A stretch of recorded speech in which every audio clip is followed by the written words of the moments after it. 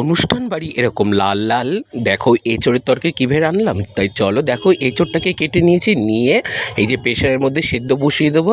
আর তার জন্য দেখো সব এঁচোড় আমি এখানে 1 কেজি পরিমাণের এঁচোড় নিয়েছি, নিয়ে যতটুকু কাটা টাটার পরে যা পেয়েছি দেখো এখানে লবণ দিয়ে দিলাম।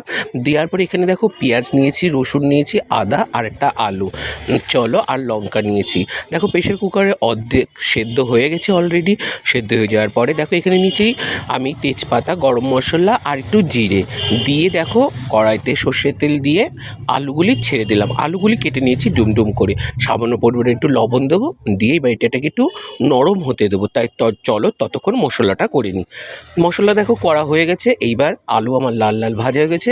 এবার যে মশলাটা করেছি পেঁয়াজ রসুন আদাটা দিয়ে, সেটা এবার এই সর্ষের তেলের মধ্যে দিয়ে দিলাম। দিয়ে দেখো মশলা অলরেডি কষে গেছে।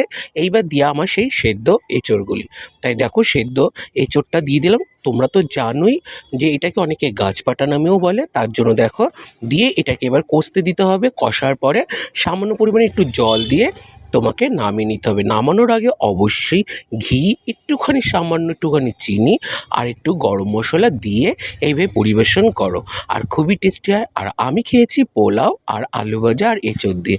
তোমরা কারা কী দিয়ে খেলে অবশ্যই একটু বলো।